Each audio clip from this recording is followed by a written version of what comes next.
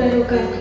Nuwun kula nuwun dumateng panjenenganipun para sesepuh, para bini sepuh ingkang dahat kinabektan, sedaya tamu undangan, para pinenggah saha para penggiring saking temanten kakung ingkang kula hormati.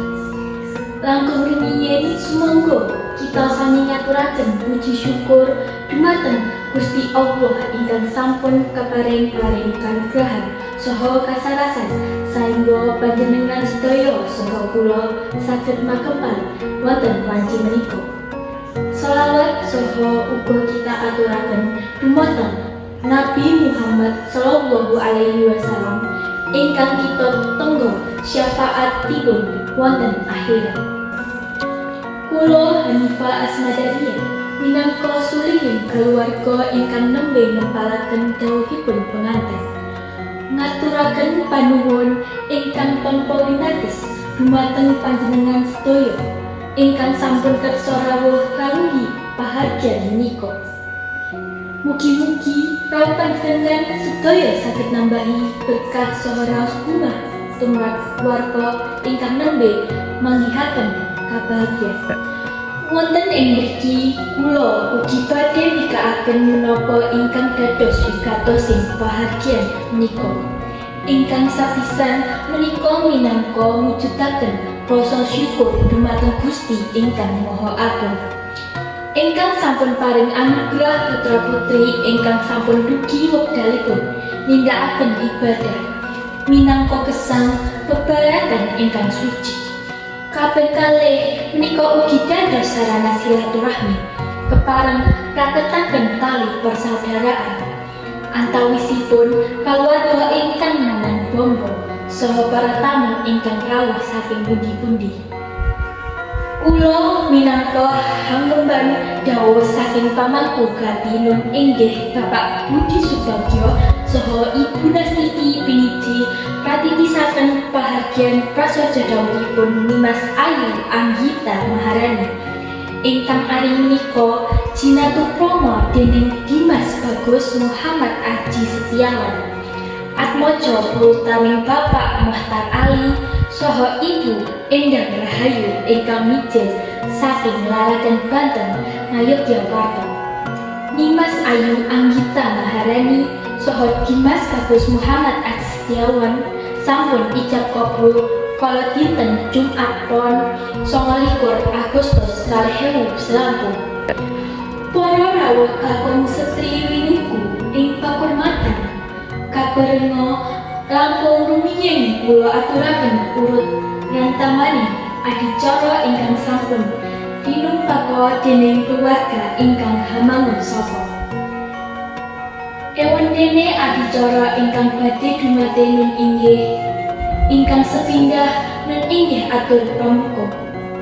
Kalajengaken ingkang kaping kalih nun inggih pawaosan ayat suci Al-Qur'an. Adicara ingkang kaping 3 nun inggih dawuh-dawuh pangandikan saking dutaning besan minangka pasrah pinanganten. Kalajengaken atur pambagyo saha pinampi pinanganten ingkang mengku kanthi. Wondone adicara ingkang kaping sekawan nun inggih inti walimatul usyi. Kalajengaken adicara ingkang kaping gangsal nun inggih sabda tama dening Bapak Haji Sodiki. Wondone adicara ingkang kaping 6 inggih doa minangka panutuping adicara. Para rawuh kakung saha setri ingkang minulung, monggo pawiwahan punika kita pikat kanthi kawasan Al-Fatihah.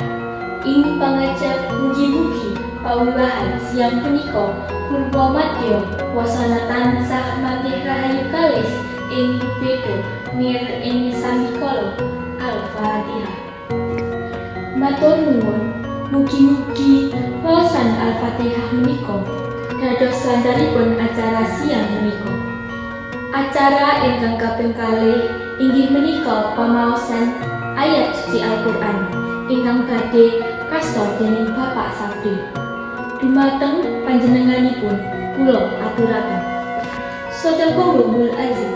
Mugi-mugi Waosan ayat suci Al-Quran dados berkah dumateng pawaos saha lumebet dumateng kita sedaya.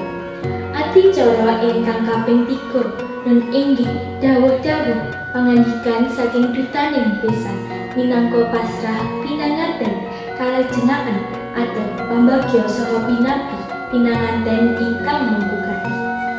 Dumateng panjenenganipun sedaya kula sumanggaaken. Mekanten kula aturaken matur suwun.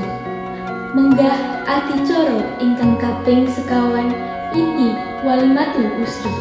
Dumateng rencang-rencang juru ladi kawula sumanggaaken. Para rawuh kalkung saha setri sumangga raosaken dhaharan saha ujukan ingkang dipun wontenaken. Adicara salendangipun sabda tama ingkang kasta dening Bapak Haji Sodikin. Dumateng panjenenganipun kula sumanggaaken. Mekanten atur pangandikan saking Bapak Haji Sodikin. Kula aturaken matur suwun. Ngajek adicara ingkang terakhir yaiku panutup. Ananging saderengipun kita tutup dumateng pinanganten sarimbit kula suwun jengkat saking pangenan tinuju pintu keluar. Saperlu maringi kasempatan dumateng para tamu ingkang badhe jawat asta ugi nyuwun tambahi doa restu. Mekanten runtuting adicara ingkang sampun kalambah, monggo sareng-sareng kita tutup pahargyan wonten siang menika kanthi waosan tahmid. Kula dherekaken Alhamdulillahirabbil alamin. Bapak, Ibu, saha para kadang ingkang kula hormati. Menawi wonten kalepatan angen kula matur, kula nyuwun agunging samudra pangaksami. Sugeng mangayu bagya.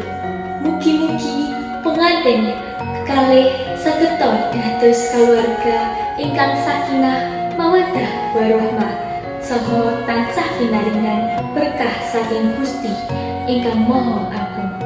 Cekap semanten atur kula wassalamualaikum warahmatullahi wabarakatuh.